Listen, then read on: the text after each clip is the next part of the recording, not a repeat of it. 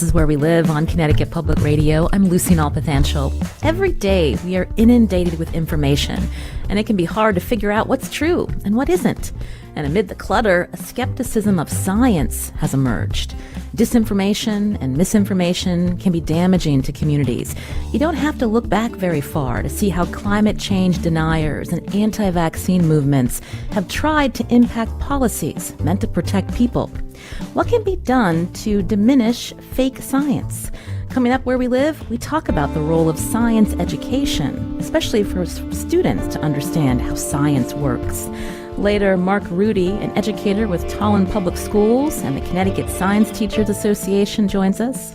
My first guest is a chemistry professor at Connecticut College in New London.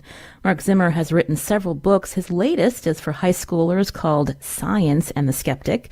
The book gives readers basic skills to help them fight disinformation. Marc Zimmer joins us on Zoom. Marc, welcome back to the show. Thank you for the introduction, and thank you for having me here. I mentioned, Marc, that you're the author of several books. This particular one, Science and the Skeptic, was written for a younger audience. So tell us why this is so important, and when did you begin writing it? So I'm a computational chemist. I use computers to calculate the shapes and structures of proteins, particularly proteins that give off light that are found in jellyfish and in corals. And they can be used to illuminate diseases and understand diseases. And in order to do this, I have to keep up with all the science and medical literature. It's a full-time job. I also teach chemistry and I write these science books. And yet, I find myself probably once or twice a month thinking, is this real? Is this fake? Is it just somebody's opinion? And so before COVID, a couple of years before COVID, I started thinking to myself, whoa, what about poor young adults who, haven't been studying science as much as I have, who aren't really fully matured science nerds yet? How can they distinguish between fact and fiction? And so I thought it would be really great to write a book that's aimed at the high school library market, that has maybe some rules that can help you distinguish fact from fiction when it comes to particularly scientific facts. Right. It's good to know the basis of why you wanted to write this for young people. But something that stood out to us is, this is the kind of information that the general public needs, especially after 2 years in a pandemic, Marc, how we've seen people wanting more information on a virus that was evolving. And there was a lot of pressure on scientists to communicate what was known about SARS-CoV-2. And so I'm wondering if you can talk a little bit about that. Yeah. So, the big problem with SARS-CoV-2 was it was a virus that we hadn't seen before. So it was completely new. So there was no information about it. And it was a pressing subject to talk about. And so newspapers and TV and social media all wanted to know what was going on.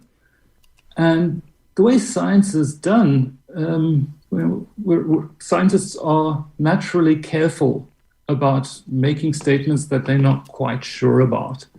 And so I think what happened a lot in the beginning of the COVID pandemic was especially TV news and talk show hosts would go to people who were willing to talk about COVID. And often that wasn't the epidemiologists and virologists. Instead, it was white men in business suits, manager types, economists who were running programs to try and model COVID. And so what happened was a lot of those predictions that started off early on turned out not to be true. And so that resulted in a bit of a loss in sort of status of science, I think, as people sort of realized, oh, wow, science doesn't always know exactly what's going on. So I think that's happened. Then with vaccines coming out really quick, faster than anybody had hoped for, that reinstated the view that, well, maybe science isn't so bad. And 3M, it's a company that makes the little yellow Post-it notes, every year they have a survey called the State of Science. And one of the things they found out was that 90% of the people they surveyed, and this is internationally, trust science, which is higher than it's ever been before. So one of the things that COVID has done is people have really got quite some trust in science itself. Trust in scientists is a little lower at 86%. And then very telling is trust in science that you read about in social media is down at 44%. So I think those numbers are really telling and sort of tell us a little bit about how we have to be careful of facts that come on social media where there's no editor who checks whether something's true, where typically misinformation or disinformation spreads a lot faster than factual information, just because we're all interested in things that are unique. Right. And so if we see something we haven't seen before, we're more likely to spread that on. Mm. Now we'll get into more of your tips on, again, figuring out what is fact from fiction. Throughout your book, Science and the Skeptic, you have 20 rules. And the first part really focuses on when we think about, where information is reliable, and also when we think about the way science evolves, the importance of peer-reviewed studies. So can you talk about that, Marc?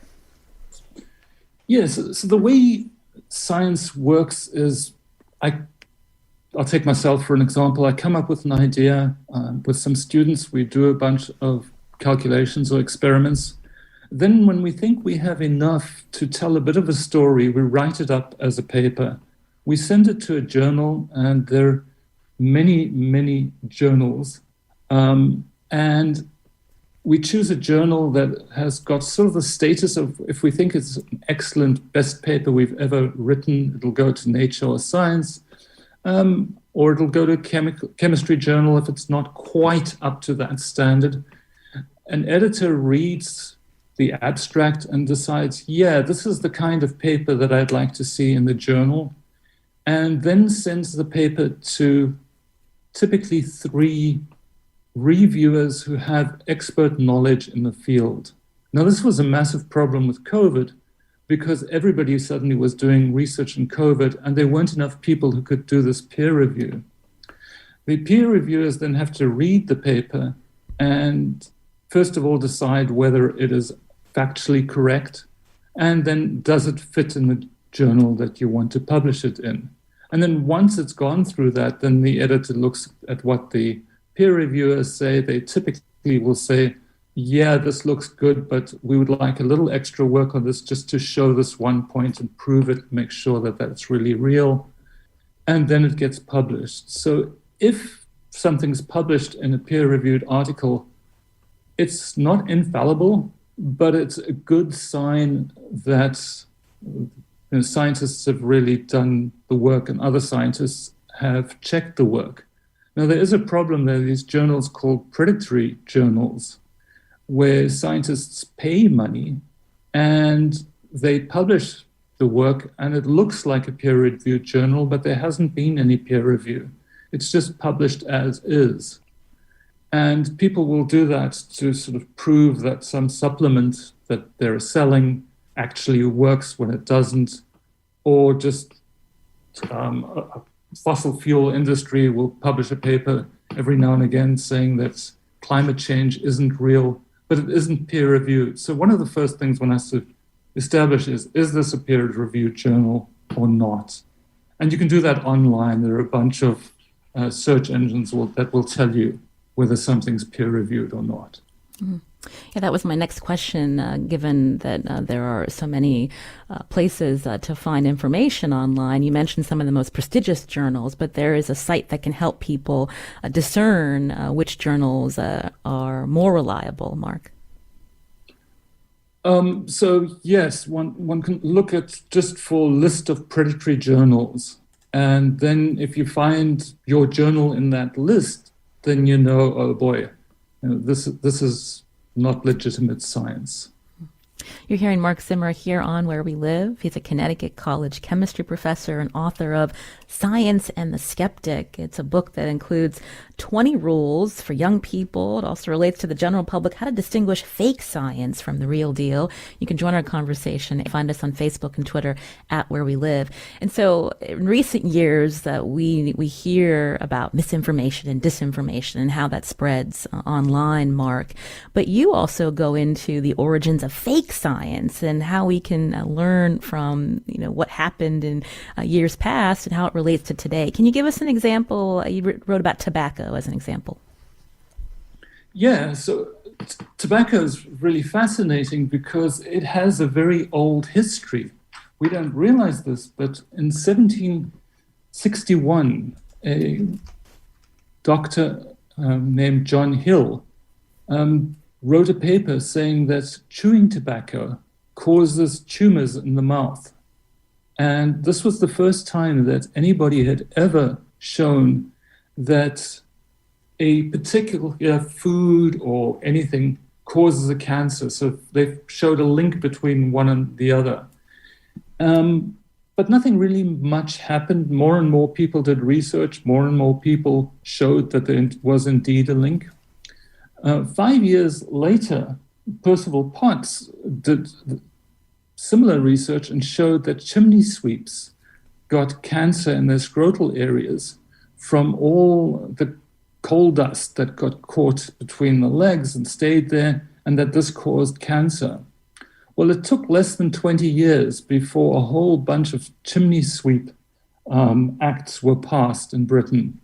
And the whole chimney sweep industry was revolutionized and caused a dramatic drop in scrotal cancer. Whereas in tobacco, as we pretty much all know, in the 1950s, 1960s, there were still many, many people saying that tobacco doesn't cause cancer. In fact, the largest advertisement push ever done was one by the tobacco industry, basically trying to show that the science was inconclusive. And so this is, again, a problem with science. You can think of science, the process of doing science, as building puzzles, where each puzzle piece is some information like a peer-reviewed paper. And as you put the puzzle together, you start knowing more and more about what's going on. Well, at the end, there are a couple of holes that you haven't filled yet. And that's sort of the stage that the tobacco causing cancer puzzle was like in the 60s and early 70s. But everybody sort of could see, oh yeah, there's no doubt, this is the big picture. And yet, the advertising agencies and the lobbyists were saying, it's not 100% proof, this puzzle isn't quite done, scientists don't quite know what's happening here. And one other thing that they did very, very cleverly was get this idea amongst the media that there always has to be a balanced representation. So if you have somebody on TV talking about tobacco causing cancer, then you also have to have somebody from the other side showing that tobacco doesn't cause cancer. Even though at the time, over 99% of all medical doctors said that tobacco caused cancer, there always had to be somebody else presenting this balance, what we now call false balance. And so today we all know that tobacco causes cancer, but those techniques are still around. So the fossil fuel industry uses it with denying climate change, and they always ask for this false balance. So if somebody is interviewed about their new research showing that the weather patterns are changing because of climate change, then there has to be somebody who says exactly the opposite, even though we know that's got no scientific backing. So tobacco was pretty interesting historically. Again, you're hearing Marc Zimmer here on Where We Live, Connecticut College chemistry professor and author of the book we're talking about today, Science and the Skeptic, Discerning Fact from Fiction. We're going to hear more tips and tricks from Zimmer after the break about how to distinguish what's real from fake science. Now, what questions do you have? You can join us. Find us on Facebook and Twitter at Where We Live.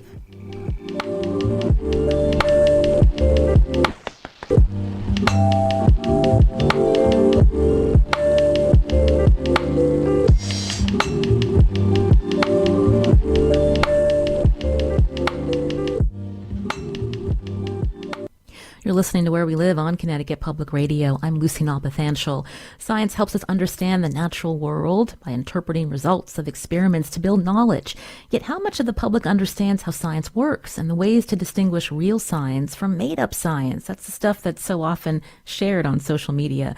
In his book, Science and the Skeptic, Connecticut College chemistry professor Marc Zimmer gives tips to young people to help them understand how science works and the ways they can discern fact from fiction. These skills are needed now more than ever. As Zimmer writes, research has shown people are more likely to repeat or share fake science they see on social media than actual facts. And this tendency relates to the biases people have, whether responding to negative information, sensational news, or sharing information that reaffirms their beliefs, even if they aren't true. Marc Zimmer is with us on Zoom. Earlier, we talked about the origins of fake science, and you had explained, Marc, that scientists had long reached consensus about the link between tobacco and cancer, but it was the vested interests that used even a little bit of uncertainty to cause, again, policies to not be passed that would curb the sale of tobacco and the real impacts on consumers. And I'm wondering, when we think about how kids may not be learning about this in the classroom, but this is still a really critical piece when we think about interpreting information. Yeah, that I guess is maybe a better question for the next guest who has more in dealing with the curriculum. But we don't have anything like this in most curricula right now, where students are taught how to be critical without being cynical. I think that's really important too, that they don't lose the wonder of science, but at the same time learn how to look at science, see if it's real, see if it's not real, see why somebody might be making up something. So you use both terms, misinformation and disinformation. So misinformation is information that was accidentally spread and that contains some mistakes in them. So this is where somebody just copies down something wrong or does something wrong, and then because people see it and it's different to everything else they've seen before, it gets spread pretty quickly. And then on the far side of that is disinformation, where somebody on purpose sets out something that's false, where they know it's false. This might be for political reasons or for economic reasons. I think maybe the most interesting to me case is in the anti-vaccine debate. So in 2016, it turns out that if you looked at all the social media tweets that were on the extremes of the anti-vaccine debate, so on the pro side, people who are saying, you've got to vaccinate your children, it's immoral if you don't, they'll die if you don't vaccinate them. And on the other side, people saying you can't vaccinate your children, they'll become autistic, and it's very, very dangerous. It turns out that the vast majority of these tweets came from the same source. And that source was presumably from the Russian intelligence community. And all they wanted to do was stir up discontent between the two groups and push the two groups even further apart.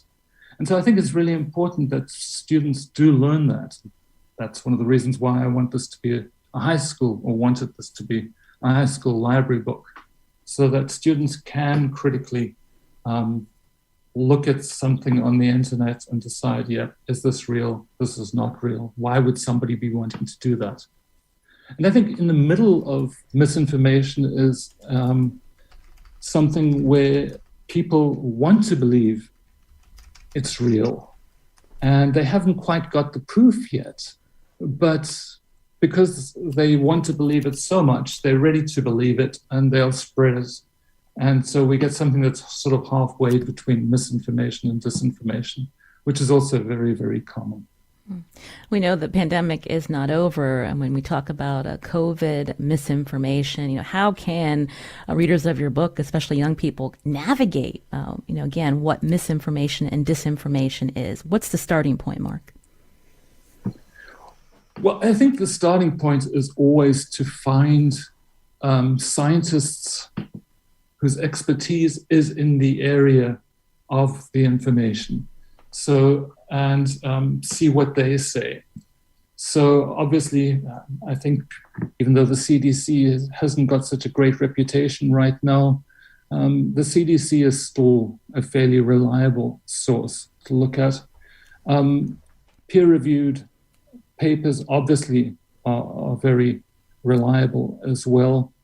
And then if you see somebody on TV, and you can see at the bottom it says sort of virologist so and so, and it seems to make sense. And a week later or 2 weeks later, it still makes sense. Then the next time you hear that person talk, then you can trust them a bit more. So it's also a long-term process where you sort of hone your skills to find out who's telling the truth. There's a really fascinating graph that is on the internet as well that shows all the different news outlets and how much of their news is fact and how much is opinion. So you can see, for example, that both CNN and Fox News don't do quite that well, that a lot of the material that they sort of present as fact is in fact only opinion, hasn't been verified. And so I think a very interesting possible solution for all of this is that artificial intelligence programs, so the very same programs that bundle people with similar ideas together in what we call echo chambers, that these artificial intelligence programs are quite capable of figuring out whether something is real or not. And so we could have a case where Twitter decides and Facebook decides, okay, we'll give each post a score between 0 and 10. And if it's a 10, you know it's fact, it's been established. If it's 0, you know it's fake.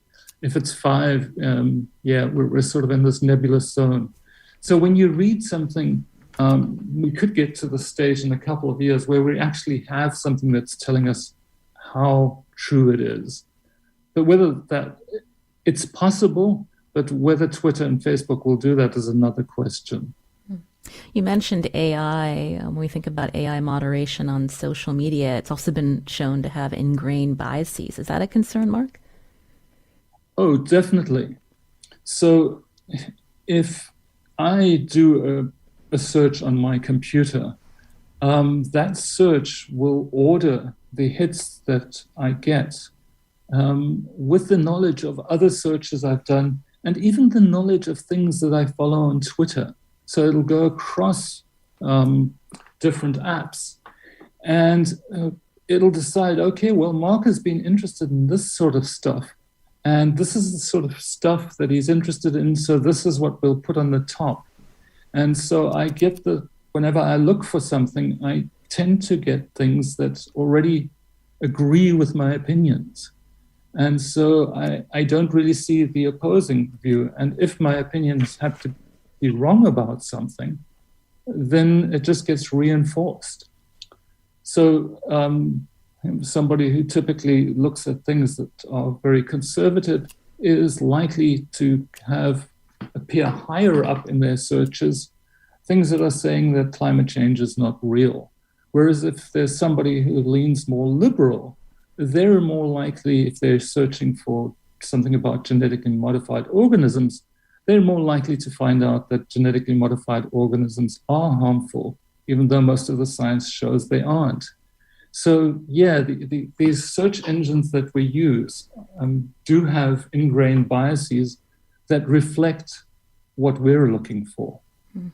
You mentioned climate change when we think about how the public's consensus around climate change has evolved in recent years. So how does that differ from this ongoing controversy around COVID? So in some ways, they don't differ, right? Because COVID and climate change both have been politicized. But in other ways, it's very different because COVID is very, very new, just first found in the end of 2019, whereas climate change, we've known that climate change has been around for a couple of hundred years. And we're pretty much sure about everything about climate change, just not how to stop it. But for COVID, there's a lot of uncertainty still. So that's one of the big difficulties. Some people say that climate change is a bit like this sort of fable where the frog is in a pot and the water is getting hotter and hotter. And as it gets hotter, the frog doesn't jump out, which, by the way, is fake. If you actually put a frog in hot water and you started increasing the temperature of the water, at some point that frog will jump out. It won't stay there until it's boiled. But that's what climate change is. It's very difficult. Something really traumatic has to happen before everybody decides, okay, with climate change, we have to now do something about the carbon dioxide and methane gases that we're emitting. With COVID, it's a little bit easier because by now most of us already know somebody who has got COVID. And with COVID, the way of stopping the COVID outbreaks is obviously wearing a mask, which is uncomfortable, but it's not life-changing. Whereas probably to prevent climate change and to stop climate change, we're going to have to change the way we live. There will be less flying, less driving cars, less eating meat. So that's going to be a lot harder. So there are similarities between the two and the differences between the two. One big similarity is for neither of them is it very easy as an individual to see how what you're doing is helping. Right, so whether you put a mask on, you don't get sick. Well, if I didn't have the mask on, would I have got sick? You don't know. And the same with driving a big gas-guzzling car or a small car. You can't see your own contribution. It would be so much easier if climate change gases, if carbon dioxide or methane were dark gases, so we could actually see them being emitted. Right. But Earlier, Marc, you talked a lot about trust and figuring out what is truth from fiction. But when we get to the heart of the matter, there's this misperception from the public that science is going to be 100% certain. That's not how science works. Yeah, I think the public often thinks of science like math, like simple algebra, right? Where you've got 10 plus 5 is 15, and that's it. That's always the way it is. But in science, we start off knowing a little bit, then we do experiments to see if that's correct. Then we know a bit more, we do some more experiments, and as we do more and more, we get to know more and more. But very typically, even the experiments we do can't tell us, 100% certain what's happening. So in science, error bars, the amount of error associated with our findings are incredibly important. And so where there's 0 error bar between 10 plus 5 equals 15, in pretty much all the experiments we do, we're not exactly 100% sure. We're just mostly sure. And I think that's one of the reasons why you find scientists being much more careful about predicting what's going to happen and about what they know. Also, science is often, ultimately it all comes down, biology and medicine comes down to atoms and what atoms are doing. And these are, of course, not infinitely, but nearly infinitely small atoms coming together to make molecules that we can't see, and it's very, very difficult for us to measure them. So we're never 100% sure about what we're seeing. I've been talking with Marc Zimmer, Connecticut College chemistry professor and author of the new book, Science and the Skeptic. It includes 20 rules to distinguish fake science from the real deal. We actually have that on our website, ctpublic.org/wherewelive. Marc, a pleasure to hear from you. Thanks for writing this book. It's so important to have great science communicators to help the public understand science. Well, thanks so much for having me on the program and for listening to me. This is Where We Live on Connecticut Public. Coming up, we're going to learn how local science teachers and public schools educate students about science, including how to think critically about what they see and hear. First, it's Connecticut Public's fall membership campaign. Think about all the different topics and people you hear on Where We Live each day. We know you value this information because you're listening right now, but if you have yet to support Connecticut Public with a pledge, what are you waiting for? Here are two of my colleagues to tell you how.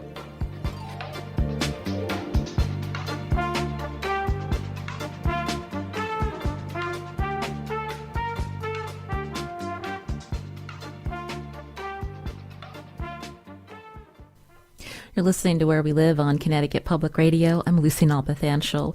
Earlier we heard from Connecticut College professor Marc Zimmer about his book for high schoolers, Science and the Skeptic, to help young people discern fact from fiction when it comes to science. We wanted to learn more about the conversations happening in local science classrooms. Joining us now on Zoom is Marc Ruede, Curriculum Supervisor of Science for Tolland Public Schools, and he's the Tolland County Director of the Connecticut Science Teachers Association. Marc, welcome to our show. Thank you. Thanks for having me. So briefly, can you tell us about the association and how it supports teachers? Sure. The Connecticut Science Teachers Association has been around for a long time, always endeavoring to provide teachers with information about new practices and the best way to educate students in the classroom. Our role has shifted pretty significantly with the new standards that have come because the approach to science has shifted. So now most of us remember being in the classroom, in the science classroom, and we had a lot to memorize and lots of things to know. And it's much more of a focus on skills and on that critical thinking piece that Dr. Zimmer is really talking about. And so now we focus more of our efforts on helping teachers to think through those kinds of shifts and how to operationalize that in the classroom. So we've even shifted our PD offerings to be much smaller and more focused, and really, again, focused on what teachers can do in their classroom so that they walk away with something that they can do and try. We heard there's a long history of pseudoscience that Marc Zimmer laid out, as well as in his book. And so as a science teacher, how do you treat these topics like COVID, like climate change in the classroom, to explain how science works and to get students to think about this critically? Yeah, this it's definitely not a new issue.